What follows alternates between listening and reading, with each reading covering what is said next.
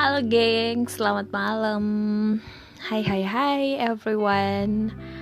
Um, Tadi aku mau ngebahas tentang judulnya sih No Content for Life ya. Tapi kayaknya bahasa Inggrisnya salah deh. Jadi gak jadi deh.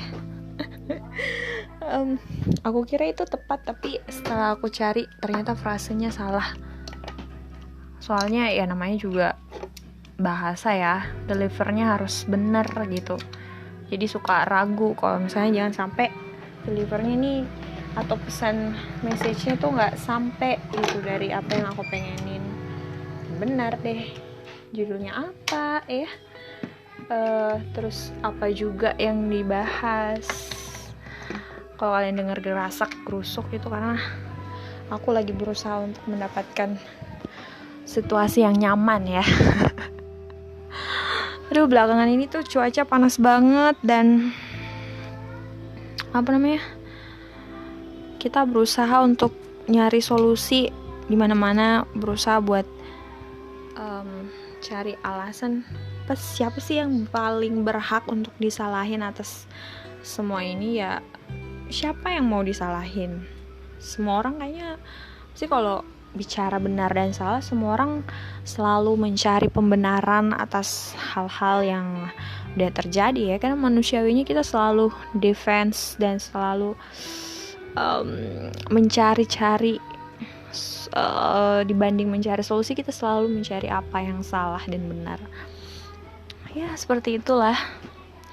Dan kayaknya aku sangat-sangat berusaha untuk meminimalisir energi. Dan beberapa minggu yang lalu aku tuh sering banget bawa kantong belanjaan kemana-mana. Tapi mamaku sendiri tuh di rumah bilangnya kayak gini, plastik itu kita butuh nak, di rumah tuh malah kekurangan. Oh, itu notif dari YouTube. Dan di rumah tuh kekurangan plastik gitu. Ya, fakta uniknya nih ya gengs, ternyata aku baru tahu sekitar beberapa waktu yang lalu bahwa di zaman dulu itu sebenarnya bukan plastik yang dipakai, tapi ke kantung kertas gitu.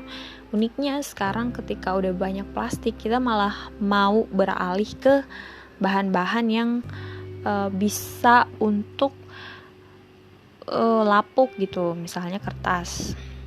Tapi yang unik juga sekarang ini tuh makin banyak yang hasil-hasil penelitian yang kita bisa manfaatin. Nantinya barang-barang ini bisa kayak plastik yang bisa sekali lapuk tuh, tapi nggak sebesar, produksinya tuh nggak sebesar dengan plastik yang sifatnya itu kayak selamanya gitu, yang sulit buat lapuk. Jadi ketika dulu waktu zaman dimana belum ada plastik, tahun berapa ya, 1700 atau 1800, dimana penemuan plastik pertama kali, aku udah lupa siapa nama penemu itu. Dulu tuh orang-orang pakai kertas dan akhirnya kayu jadi korbannya gitu. Pemikiran seorang ilmuwan ini adalah dia pengen ngebuat suatu inovasi di mana ada satu bahan yang sulit terurai di alam. Jadi idenya seperti itu, sulit terurai di alam dan bisa dipakai untuk selamanya gitu. Maksudnya berulang kali udah dipakai, nggak dibuang gitu. Karena sifat kertas sebagai pembungkus pada zaman itu, kayak sebagai kantung belanjaan pada zaman itu adalah kertas itu mudah kalau kena air, mudah lapuk, terus mudah lapuk, terus nggak tahan sama cuaca panas, atau kalau intinya nggak bisa dipakai lah gitu. Akhirnya dengan ide itu dia membuatlah temuan plastik gitu. awal karyanya ya namanya juga penemuan sering mendapat kegagalan kan. Awalnya dia mendapatkan plastik yang masih masih gampang lapuk, gampang terurai, dan pada akhirnya dia udah mendapatkan nih formula plastik yang seperti saat ini. Dan akhirnya plastik pun akhirnya diproduksi bertahun-tahun setelah itu, bertonton setelah itu. Dan apa yang aku mau bilang bahwa makin sulit buat kita untuk tidak menggunakan plastik, karena kayak bungkus permen, bungkus makanan dan lain-lain itu masih pakai plastik.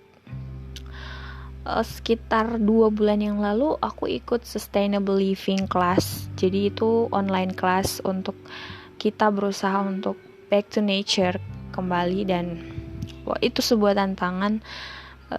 Di zaman modern ini sangat sulit untuk kita menghentikan kebiasaan-kebiasaan lama kita yang udah jadi keterbiasaan, jadi pola hidup dan lain sebagainya, untuk akhirnya pindah ke zaman dimana semuanya masih serba terbatas gitu. Dengan keterbatasan itu sepertinya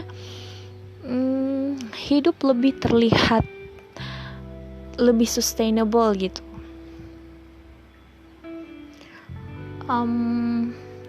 Di beberapa kesempatan kita belajar tentang sebaiknya kita bercocok tanam, dan sebaiknya kita beternak, dan kita lebih melakukan banyak hal, karena kita udah terlalu banyak mengambil dari bumi dan kita lupa untuk memberikan kembali ke bumi apa yang udah kita ambil gitu. Buat aku itu gak pernah jadi terlalu rumit, karena aktivitas menanam, berkebun itu adalah aktivitas yang sudah sangat sering dan menjadi tradisi di keluarga aku. So I'm not gonna shame that I say kalau aku adalah anak petani gitu, anak tukang kebun dan lain sebagainya. Jadi aku juga belajar bahwa cara hidup yang udah lama ditinggalin ini adalah cara hidup yang lebih menikmati momen, lebih menikmati keberadaan kita sekarang, karena kita makin sekarang tuh lebih mengutamakan kecepatan, dan kayak siapa yang cepat itu yang menang dan lain sebagainya. Sebenarnya bisa jadi sumber stres juga, karena tekanan ada di mana-mana. Menurut aku itu adalah bagian dari seni yang akhirnya sangat-sangat aku hargai di keluargaku.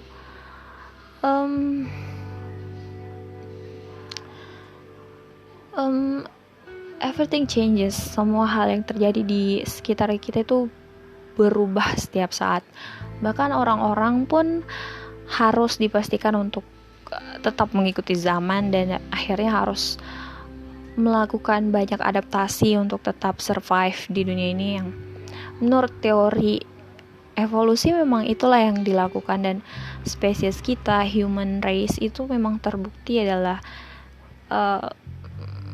spesies yang mampu untuk bertahan di situasi, mungkin karena kita tuh punya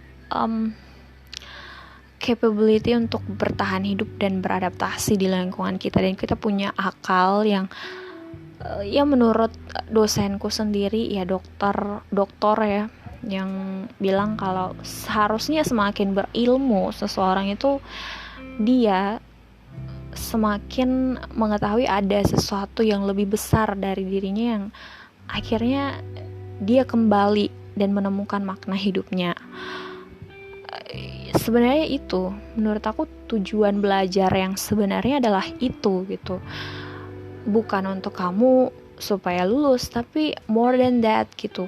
Ketika akhirnya kamu bisa belajar sarjana, kemudian dapat gelar magister, dan kemudian S3, pada ujungnya adalah kamu adalah makhluk ciptaan Tuhan yang kamu benar-benar merasa vulnerable gitu, dan merasa bahwa ada sesuatu dan ada kuasa yang lebih hebat dari diri kamu, dan kamu bakal terlepas dari hal-hal yang batas-batas, dan kamu bakal memaknai bahwa ada hal yang lebih patut untuk di-embrace di dunia ini. Bukan tentang kamu agamanya apa, kamu sukunya apa, kamu rasnya apa, kamu dari mana, kamu golongan apa, kamu termasuk kelas yang mana. Bahwa keberadaan manusia itu sungguh luar biasa, dan perihal normal atau nggak normalnya seseorang, kamu mampu untuk melihat bahwa sesuatu tidak sangat kaku seperti definisi-definisi yang ada di dalam buku. Mungkin pengalaman ini adalah pengalaman yang sangat-sangat aku hargai. Waktu tahun lalu aku berkunjung di salah satu sekolah. Sekolah ini adalah sekolah luar biasa. Sesuai namanya, ini diperuntukkan untuk anak-anak yang memiliki kebutuhan khusus. Yes, aku memang sangat berhati-hati dalam menggambarkan ini karena aku pengen pesannya itu bisa sampai ke pendengar aku dengan sangat baik gitu. Setidaknya apa yang aku pengenin gitu. Di sekolah ini ada banyak sekali